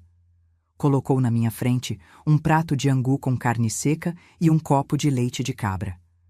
Come, ordenou. Depois me conta o que aconteceu. Ou não conta se preferir. Não faço perguntas, mas escuto se quiser falar. Comi como não comia há meses, com fome real, não apenas por necessidade de sobrevivência. Quando terminei, as palavras começaram a sair, primeiro hesitantes, depois numa torrente incontrolável. Contei tudo: a morte do meu pai, a traição da madrasta, os meses de cativeiro e abuso, a fuga desesperada. Dona Zefa ouviu em silêncio, seu rosto revelando nada além de uma atenção completa.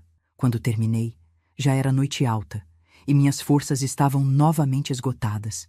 Esperava horror, pena, talvez até descrença. Em vez disso, Dona Zefa simplesmente assentiu, como se minha história confirmasse algo que já sabia. Você não é a primeira, disse finalmente. O doutor opera há anos. As autoridades fingem que não veem ou são pagas para não ver. Já cuidei de outras meninas que escaparam, embora poucas consigam. O que aconteceu com elas? Perguntei, um fio de esperança nascendo ao saber que outras tinham sobrevivido. Algumas voltaram para suas famílias, quando tinham para onde voltar. Outras seguiram para cidades grandes, onde é mais fácil se perder. Outras... Ela fez uma pausa, considerando suas próximas palavras. Outras nunca se recuperaram de verdade. O corpo sara, mas a alma... Entendi o que ela não dizia. Algumas feridas são profundas demais para cicatrizar completamente. E o doutor? Ninguém nunca o denunciou? Dona Zefa riu, um som seco, sem humor. Para quem, menina? O delegado que recebe dinheiro dele? O juiz que frequenta sua fazenda? O político que o protege em troca de financiamento de campanha? Neste país, quem tem dinheiro faz a lei. Era uma verdade dura, mas inegável. O mundo que eu conhecia antes do cativeiro já era injusto. O mundo que descobri depois era brutalmente desequilibrado a favor dos poderosos. Então ele continua fazendo isso, comprando meninas, usando-as até cansar delas. Sim, Dona Zefa completou. E vai continuar até que alguém mais poderoso que ele decida que chega. Ou até que algo dê muito errado. Ficamos em silêncio por um momento, cada uma perdida em seus próprios pensamentos. Finalmente, Dona Zefa levantou-se, indicando que a conversa tinha terminado. Vá descansar, disse, apontando para uma esteira no canto da cozinha. Amanhã veremos como seu amigo está e decidiremos o que fazer em seguida. Deitei-me na esteira, exausta além das palavras, mas estranhamente em paz pela primeira vez em muitos meses. Estava longe de estar salva, o doutor ainda me caçava, ainda não tínhamos para onde ir, Juvenal ainda lutava contra uma infecção. Mas pela primeira vez havia uma possibilidade real de futuro, não uma certeza, apenas uma possibilidade. E naquele momento, isso era suficiente. Os dias seguintes se passaram numa rotina estranhamente reconfortante. Pela manhã, ajudava a Dona Zefa a tratar de Juvenal, trocando os curativos, preparando as infusões, monitorando a febre que lentamente cedia. Durante o dia, ajudava-a em suas tarefas, colhendo ervas no pequeno quintal, atendendo pessoas do povoado que vinham em busca de remédios para males diversos, cozinhando refeições simples, mas nutritivas. À noite, sentávamos à porta da casa, olhando as estrelas e conversando, ou ficando em silêncio, cada uma com seus próprios fantasmas. Juvenal melhorou gradualmente. A febre cedeu, o ferimento começou a cicatrizar e ele passou de momentos breves de consciência a horas acordado, embora ainda muito fraco. Numa dessas ocasiões, contei a ele sobre nossa situação atual. A segurança temporária na casa de Dona Zefa, o conselho para nunca mais voltarmos à Bahia, a necessidade de planejarmos nosso próximo passo. Precisamos ir para longe, ele disse, a voz ainda fraca, mas os olhos lúcidos. Muito longe. São Paulo, talvez. São Paulo. A cidade imensa onde qualquer um poderia desaparecer na multidão. Um novo começo, tão distante da Bahia quanto possível sem sair do país. A ideia tinha mérito. Como chegamos lá? Perguntei. Não temos dinheiro, documentos, nada. Dona Zefa pode ajudar, ele respondeu. Ela conhece gente. E quando eu puder trabalhar de novo, deixou a frase no ar, mas entendi o significado. Precisaríamos trabalhar, economizar, construir uma nova vida do zero. Não seria fácil, mas era possível. E qualquer coisa seria melhor do que o inferno de onde tínhamos escapado. Conversei com Dona Zefa naquela noite, expondo nosso plano ainda nebuloso. Ela ouviu atentamente, como sempre fazia, e então assentiu. São Paulo é uma boa escolha, concordou. Tenho um sobrinho que trabalha com uma empresa de ônibus. Talvez possa arranjar passagem para vocês quando o rapaz estiver forte o suficiente para viajar. E documentos? Perguntei, lembrando que os nossos estavam na fazenda. Não podemos viajar sem eles. Dona Zefa sorriu, um sorriso astuto que não combinava com sua aparência de senhora respeitável. Há maneiras, menina, há sempre maneiras. Nas semanas seguintes, enquanto Juvenal recuperava as forças, Dona Zefa mobilizou sua rede de contatos, uma impressionante teia de favores e obrigações que se estendia muito além daquele pequeno povoado. Um primo que trabalhava numa cartório arranjou novos documentos para nós. Ana Francisca dos Santos deixou de existir, substituída por Maria Conceição Oliveira, nascida em Recife, sem família conhecida. Juvenal tornou-se José Ferreira dos Santos, também de Recife. O sobrinho de Dona Zefa nos conseguiu passagens de ônibus até São Paulo, num trajeto que levaria quase uma semana, com diversas baldeações para dificultar qualquer tentativa de rastreamento. Vão como marido e mulher, aconselhou Dona Zefa. É mais seguro para uma mulher jovem viajar acompanhada e levanta menos suspeitas. A ideia me deixou desconfortável a princípio. Depois de meses sendo abusada por homens, a simples ideia de proximidade física com qualquer um deles, mesmo Juvenal que tinha arriscado a vida para me salvar, era perturbadora. Dona Zefa percebeu minha hesitação. É apenas uma história, menina, disse gentilmente. Uma proteção. O que vocês realmente são um para o outro, só vocês precisam saber. Ela tinha razão, é claro. E Juvenal, desde o primeiro dia, nunca tinha demonstrado nada além de respeito por mim. Talvez porque ele também conhecia o abuso, embora de uma forma diferente. Talvez porque, como eu, ele também estava reconstruindo-se a partir dos escombros de uma vida destruída. Na noite antes de nossa partida, Dona Zefa me chamou para o quintal, onde pendurava ervas para secar sob o telhado de palha. Nas mãos tinha um pequeno embrulho de pano. Isto é para você, disse, entregando-me o pacote. Um começo para sua nova vida. Dentro do embrulho havia dinheiro. Não muito, mas o suficiente para nos manter por algumas semanas até encontrarmos trabalho, e um pequeno punhal, a lâmina brilhante e afiada, o cabo de osso polido. O dinheiro é para começar, ela explicou. O punhal é para garantir que você nunca mais seja vítima. Aprenda a usá-lo, menina, e nunca hesite se precisar. Olhei para aquela mulher extraordinária que tinha nos salvado, nos curado, nos preparado para uma nova vida e senti uma gratidão tão profunda que as palavras pareciam inadequadas. Como posso agradecer? Perguntei, a voz embargada. Dona Zefa sorriu, aquele sorriso sábio de quem já viu muitos amanheceres. Sobreviva, menina. Sobreviva e ajude outras, quando puder. É assim que o mundo muda, uma vida de cada vez.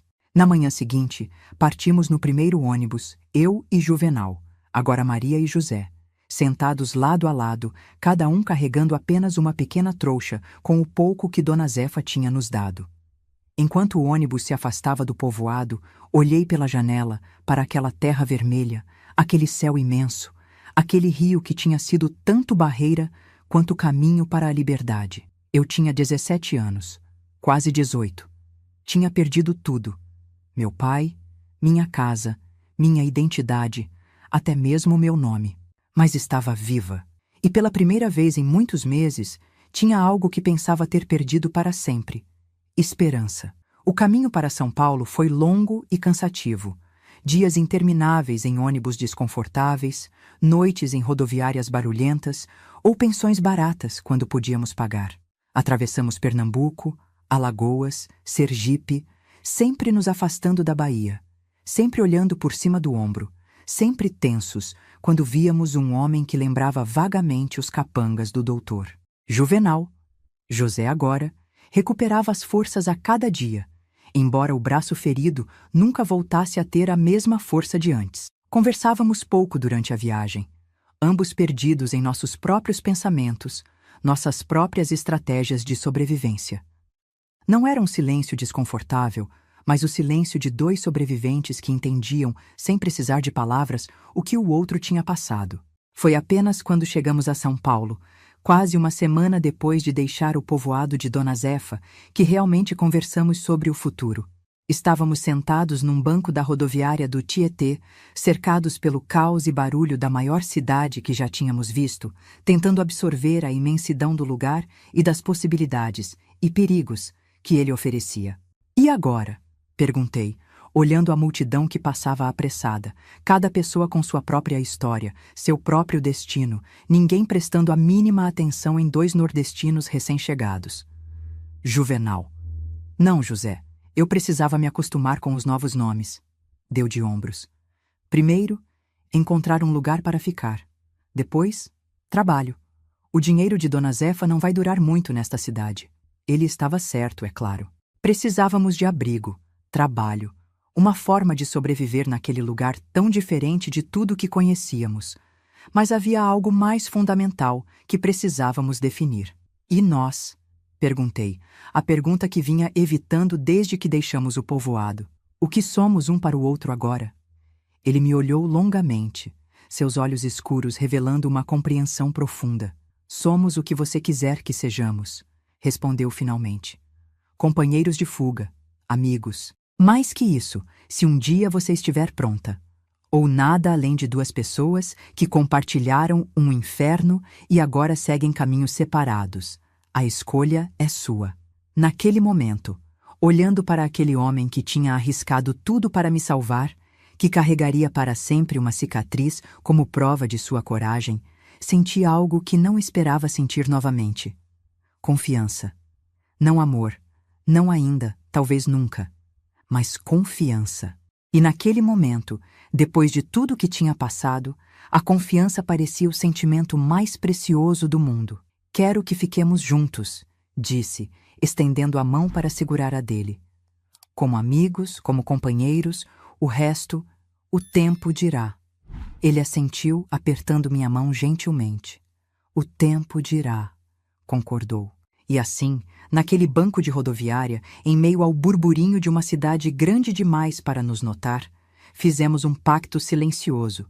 Estaríamos juntos nesta nova fase, protegendo um ao outro, construindo algo a partir do nada. Não sabíamos então que esse algo seria muito maior e mais significativo do que poderíamos imaginar. Não sabíamos que os horrores que tínhamos vivido, embora nunca esquecidos, um dia se transformariam em força para ajudar outros. Não sabíamos que os nomes falsos que assumimos eventualmente se tornariam tão reais quanto os que tínhamos deixado para trás. Não sabíamos nada disso naquele banco de rodoviária em 1965. Sabíamos apenas que estávamos vivos, livres e determinados a permanecer assim, não importa o que o futuro reservasse. E foi assim, meus queridos, que começou minha nova vida como Maria Conceição Oliveira. A vida que eventualmente me levaria até aqui, até vocês, até este momento em que compartilho uma história que guardei em silêncio por tanto tempo. Os primeiros meses em São Paulo foram um teste de resistência e adaptação. Nós, agora Maria e José, alugamos um quartinho nos fundos de uma pensão na Muca, um bairro operário onde muitos nordestinos se estabeleciam ao chegar na capital paulista. O quarto mal cabia uma cama de solteiro e um pequeno armário, mas para nós, acostumados com o confinamento, era um palácio. Principalmente porque tínhamos a chave, e ninguém entrava sem nossa permissão. José conseguiu trabalho numa construção civil. Com o braço ainda não totalmente recuperado, ganhava menos que os outros pedreiros, mas aceitava qualquer serviço sem reclamar. Eu comecei lavando roupa para fora, depois consegui um emprego como faxineira numa fábrica de tecidos. Acordávamos antes do sol nascer, voltávamos quando já era noite, exaustos, mas satisfeitos por cada cruzeiro que conseguíamos economizar. Dormíamos em turnos nos primeiros tempos. Enquanto um descansava, o outro ficava de vigia. O medo do doutor e seus homens ainda era tão real que ouvíamos seus passos em cada rangido do assoalho, seus sussurros em cada conversa na rua. Demorou meses até conseguirmos dormir uma noite inteira. e anos até parar de verificar obsessivamente se as portas estavam trancadas. Você acha que um dia vamos parar de ter medo? Perguntei a José certa noite, cerca de 6 meses após nossa chegada. Não sei se o medo vai embora completamente, ele respondeu pensativo. Mas acho que aprendemos a viver com ele, até que um dia ele se torna apenas uma sombra, não mais um monstro. Ele estava certo, como geralmente estava sobre essas coisas. O medo nunca desapareceu completamente, mas aprendemos a conviver com ele, a usá-lo como um lembrete para sermos cautelosos, não como uma prisão que nos paralisava. Nossa relação evoluiu lentamente, com todo o cuidado que duas pessoas profundamente traumatizadas precisavam. No início, éramos apenas companheiros de sobrevivência, dividindo o mesmo espaço por necessidade e proteção mútua. José sempre dormia no chão, deixando a cama para mim, respeitando meu espaço, nunca fazendo qualquer movimento que pudesse ser interpretado como uma investida. Com o tempo, a confiança cresceu. Comecei a notar pequenas coisas. A gentileza com que ele falava comigo mesmo após um dia exaustivo de trabalho, o cuidado em sempre trazer um pedaço de fruta ou um doce que sabia que eu gostava, a forma como seus olhos se iluminavam quando eu entrava no quarto e, mais importante, a paciência infinita com meus momentos de pânico, com os pesadelos que me faziam acordar gritando, com os dias em que eu não suportava ser tocada, nem mesmo de leve. Um ano após nossa chegada em São Paulo, em uma noite fria de junho de 1966, dei um passo que parecia impossível meses antes. Convidei José para dormir na cama comigo, apenas dormir, nada mais. Foi a primeira vez que senti o calor de outro ser humano sem medo, sem repulsa. Apenas o conforto de não estar sozinha. Meses depois, quando finalmente nos beijamos pela primeira vez, foi como se algo congelado dentro de mim começasse lentamente a derreter. Não foi paixão ardente ou desejo incontrolável. Foi reconhecimento, aceitação, uma suave afirmação de que talvez, apenas talvez, eu ainda pudesse sentir algo além do medo e da raiva. Em 1967, nos casamos oficialmente, como Maria e José, em uma pequena cerimônia no cartório, com apenas 2 colegas de trabalho como testemunhas. Não houve festa, não houve vestido branco, não houve família para celebrar. Mas houve verdade. A verdade de 2 pessoas que tinham atravessado o inferno juntas e escolheram continuar caminhando lado a lado. Você não precisa fazer isso se não quiser, ele me disse na noite anterior ao casamento. Podemos continuar como estamos. O papel não muda nada. Quero fazer isso. Respondi com uma certeza que me surpreendeu. Quero reconstruir algo que seja nosso, não imposto por outros. Quero escolher, não ser escolhida. O casamento trouxe uma estabilidade que nunca tínhamos conhecido. Com nossas economias combinadas, conseguimos alugar um pequeno apartamento de um cômodo só nosso, sem precisar dividir banheiro e cozinha com outros inquilinos. José continuou na construção civil, eventualmente se tornando mestre de obras, respeitado por sua honestidade e trabalho duro. Eu encontrei um emprego melhor como costureira numa fábrica de roupas, onde minha habilidade com as mãos, herança dos tempos em que ajudava meu pai na roça, foi rapidamente reconhecida. Em 1969, descobri que estava grávida. A notícia me atingiu como um raio, trazendo à tona todos os medos que pensei ter superado. Como poderia ser mãe depois de tudo que havia passado? Como poderia proteger uma criança num mundo que tinha se mostrado tão cruel? Como poderia confiar em meu próprio corpo, que havia sido violado de tantas formas? José, como sempre, foi meu porto seguro. Esta criança será amada, ele prometeu, as mãos gentilmente colocadas sobre minha barriga ainda plana. Esta criança será protegida. Faremos diferente, Maria. Faremos melhor. A gravidez foi um período de intensas transformações, não apenas físicas, mas emocionais. Cada movimento do bebê dentro de mim era um lembrete de que a vida continuava, de que meu corpo não era apenas um receptáculo de dor, mas também de criação. Nos meses em que minha barriga crescia, algo fundamental mudou dentro de mim. A determinação de não apenas sobreviver, mas de viver plenamente, por mim e pela criança que carregava. Nossa filha, Esperança, nasceu numa madrugada chuvosa de fevereiro de 1970. Quando a parteira a colocou em meus braços, olhei para aquele rostinho vermelho e enrugado e senti algo que nunca tinha experimentado antes. Um amor tão imenso, tão avassalador, que parecia não caber no peito. E junto com esse amor, uma resolução feroz.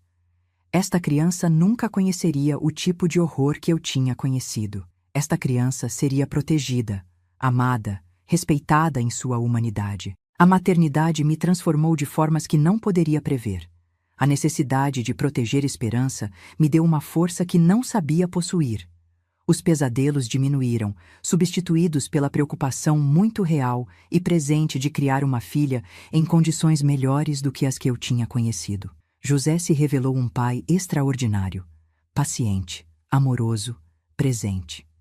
Ele lia para a Esperança todas as noites, mesmo depois de dias exaustivos de trabalho. Quando ela começou a andar, ele segurava suas mãozinhas com uma delicadeza que muitas vezes me fazia chorar silenciosamente, pensando em como as mãos que tinham conhecido tanta violência podiam ser capazes de tanta ternura. Em 1973, tivemos nosso segundo filho, Daniel. Nossa pequena família estava completa, e com ela, a sensação de que tínhamos conseguido o impossível, criar algo belo e significativo a partir dos escombros de vidas destruídas. À medida que nossos filhos cresciam, crescia também nossa estabilidade financeira. José havia se tornado um construtor respeitado, supervisionando obras cada vez maiores. Eu tinha aberto uma pequena oficina de costura em casa, o que me permitia cuidar das crianças enquanto trabalhava. Em 1975, conseguimos comprar nossa primeira casa, um sobrado simples num bairro de classe média na zona leste de São Paulo. Foi nessa época que comecei a fazer algo que, até então, tinha evitado conscientemente. Olhar para o passado, não para me afundar nele, mas para entender como ele tinha me moldado, como podia usar essa experiência para ajudar outros. Comecei discretamente, oferecendo abrigo temporário a mulheres que fugiam de situações de violência doméstica. Uma vizinha que aparecia com hematomas frequentes. Uma colega da oficina de costura cujo marido bebia e perdia a cabeça. Uma jovem que tinha sido vendida pelo próprio pai para um homem 30 anos mais velho. Elas vinham, ficavam alguns dias ou semanas em nosso quarto de hóspedes, recebiam apoio para encontrar trabalho, moradia, um novo começo. José nunca questionou essa nova missão que eu tinha abraçado. Pelo contrário, tornou-se um aliado valioso, conversando com outros homens para arranjar empregos para essas mulheres, ensinando algumas habilidades básicas de construção para que pudessem fazer pequenos reparos sem depender de homens, sendo um exemplo vivo de que nem todos os homens são abusivos ou controladores. Em 1980, formalizamos esse trabalho, criando a Associação Novo Amanhecer, uma casa de acolhimento para mulheres vítimas de violência. Com a ajuda de algumas amigas e o apoio financeiro de José, que agora tinha sua própria empresa de construção, conseguimos alugar uma casa maior, contratar uma assistente social e uma advogada.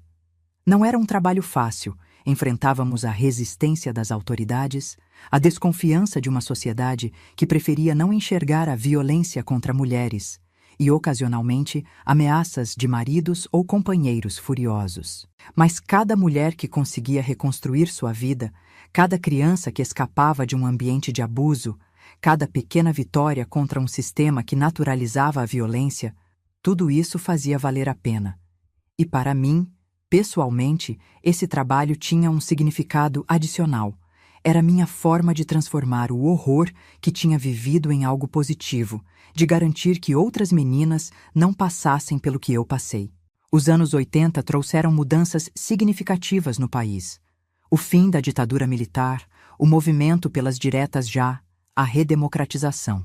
Aproveitamos esse momento de abertura política para ampliar nosso trabalho, estabelecendo parcerias com outras organizações, pressionando por leis mais rigorosas contra a violência doméstica, criando grupos de apoio em comunidades carentes.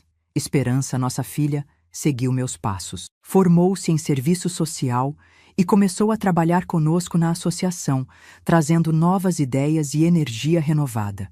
Daniel tornou-se advogado especializando-se em direitos das mulheres e crianças, muitas vezes representando gratuitamente nossas acolhidas em processos contra agressores. Em 1990, recebi uma carta que mudaria profundamente minha percepção do passado. Era de Dona Zefa, a curandeira que nos salvara tantos anos antes. Alguém que tinha passado pelo povoado dela tinha mencionado nosso trabalho em São Paulo, e ela, com a ajuda de um neto alfabetizado, tinha nos escrito. A carta trazia notícias que nunca esperei receber. O doutor, aquele homem que tinha sido o arquiteto do meu inferno pessoal, estava morto. Não de forma natural, tinha sido assassinado em sua própria fazenda, aparentemente por um de seus capangas, em uma disputa por dinheiro. A polícia tinha investigado o caso e, no processo, descoberto evidências de suas operações de tráfico de mulheres.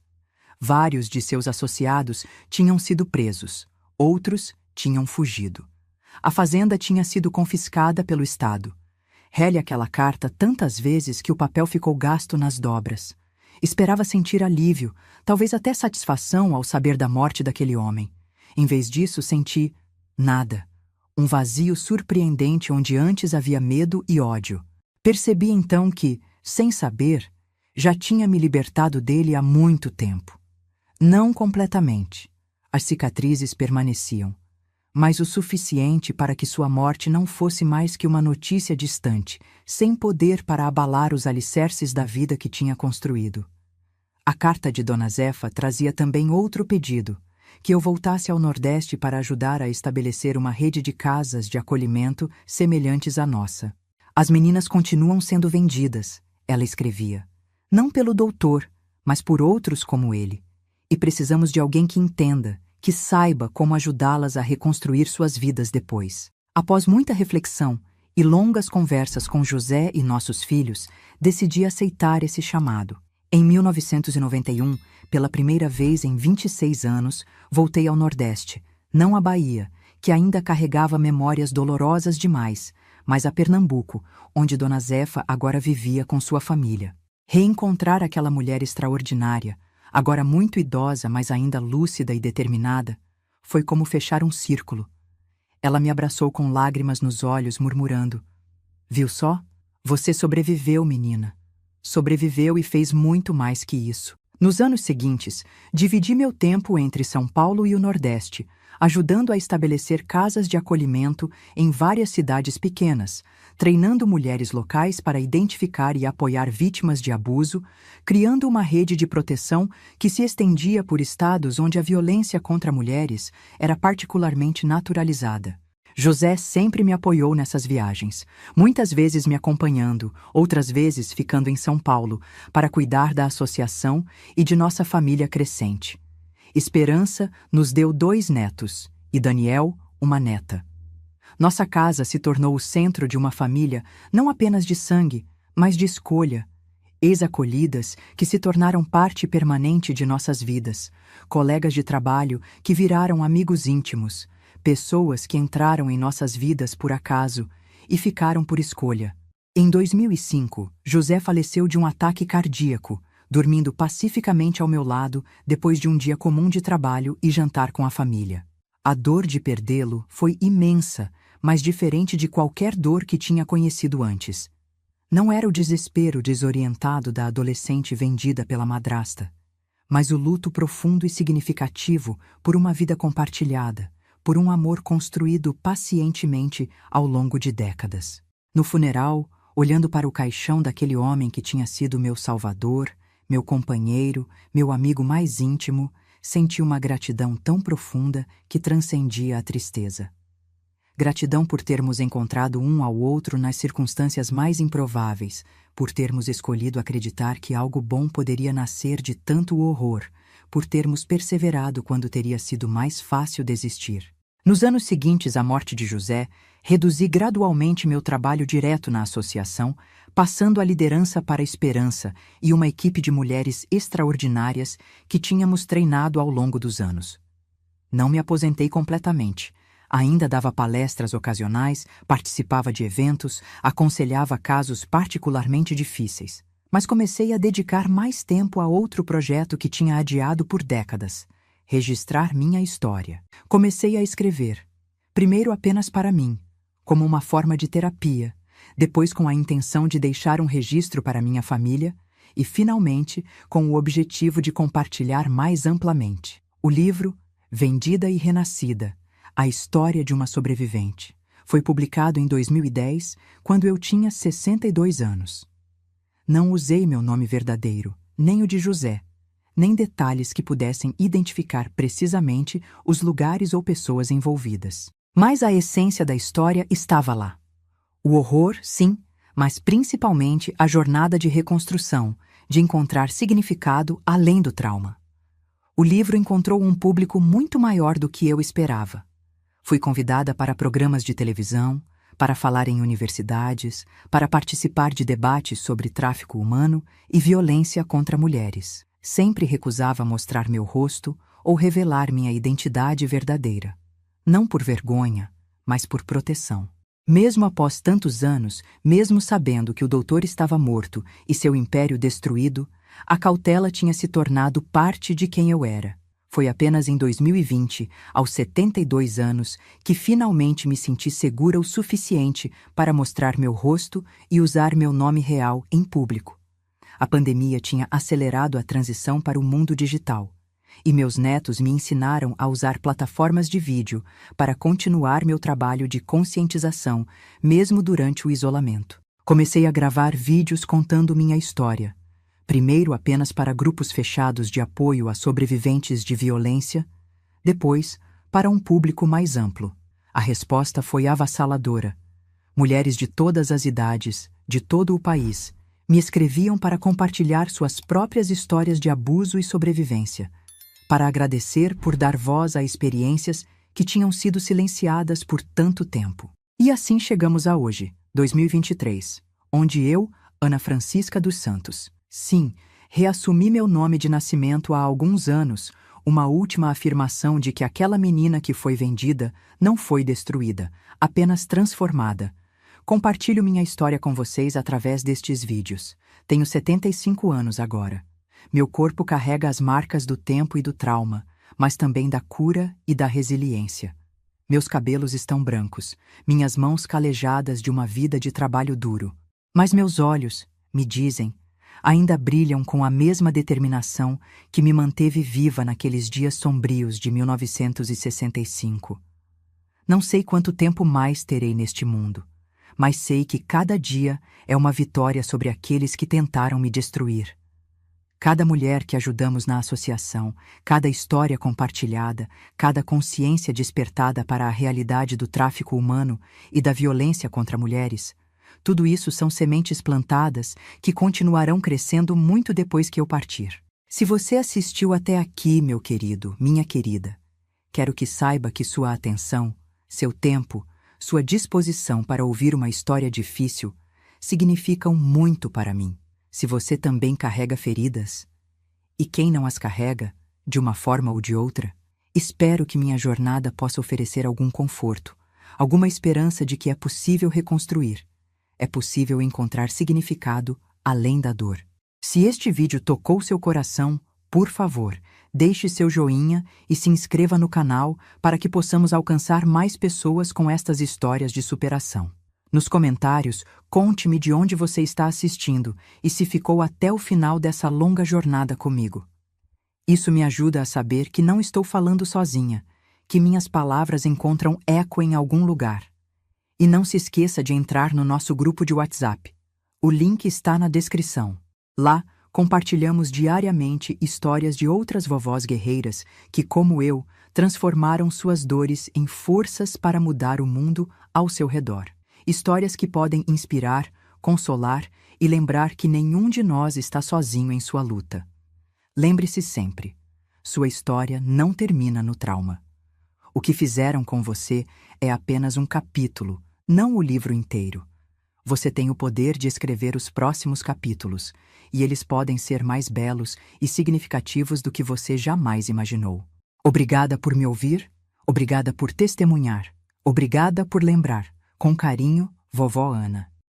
Vovó Ana. Vovó Ana. Vovó Ana. Vovó Ana. Vovó Ana. Vovó Ana. Vovó Ana. Vovó Ana. Vovó Ana. Vovó Ana.